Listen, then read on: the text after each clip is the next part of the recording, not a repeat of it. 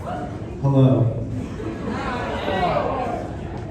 It is such a blessing and honor to be here today. And thank you to everyone who's made it out here to be here for this celebration of this lovely couple right here. I'm really excited to be here, shocked and surprised that they handed me a microphone, but I'm excited to be able to share just a little bit about my experiences with these two. I met Andy at a young age,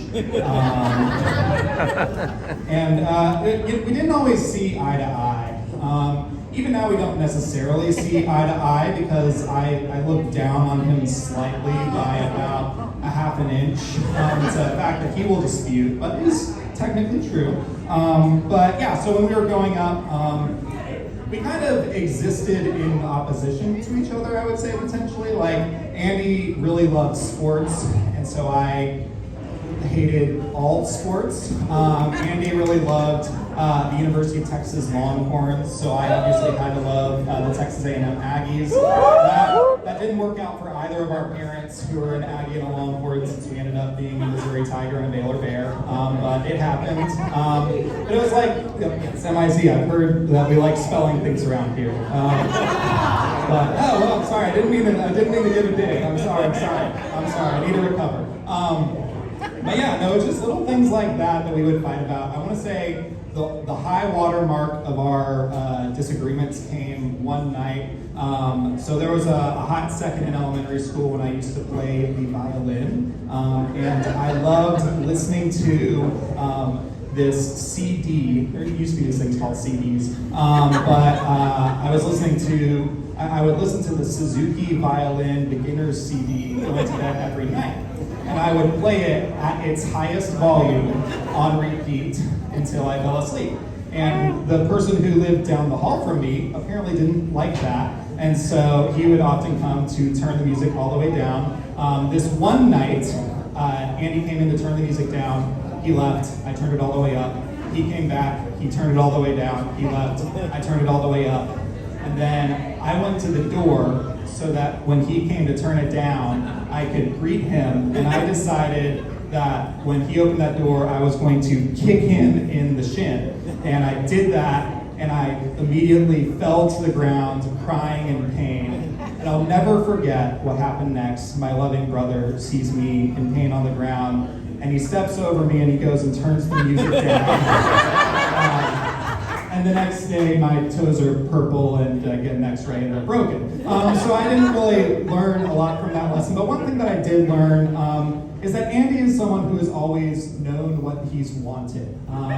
He is someone that really has, seriously, has had a vision for his life for a long time. And that vision and that confidence has led him to where he is now. It's a passion that I've always admired. Andy always loved sports, and eventually that rubbed off on me for the better. But once he found his love of broadcasting in high school, he really saw a path forward to finding his true calling.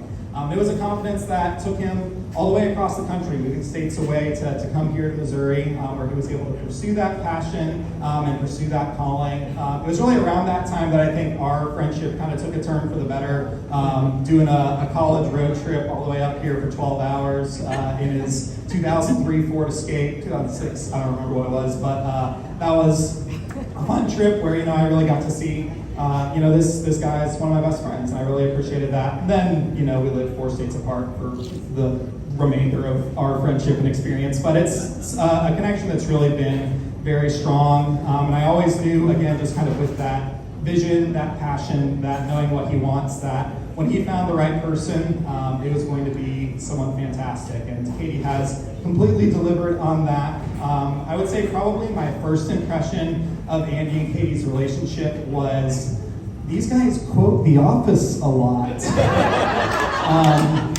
And Andy and I, we grew up watching The Office Thursday nights, 8 p.m. But it's like I know there's some sports bettors in the room. I had to do like an over-under on like how many times I would hear the Office references during a weekend spent with Andy and Katie, because it was a lot. But it's a part of, I mean, their relationship, their ability to enjoy things together, and it's something that, I mean, as Katie has gotten closer with our family and as we've been able to spend time together, I'm just able to see how much they love each other. And I've really never seen my brother happier than he is with Katie, and so it's a really special relationship. And I've appreciated how Katie's been able to assimilate into our family. We took a 2-week family vacation this summer, and something I realized is that Humphreys always think they're right. And that's just true, and I think, Katie, that's a trait that you'll pick up on pretty quickly as part of our family.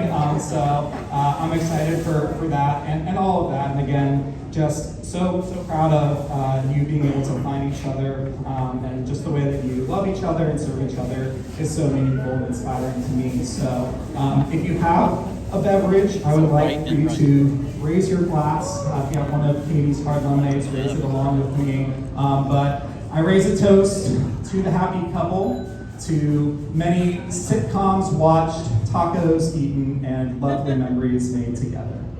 Cheers.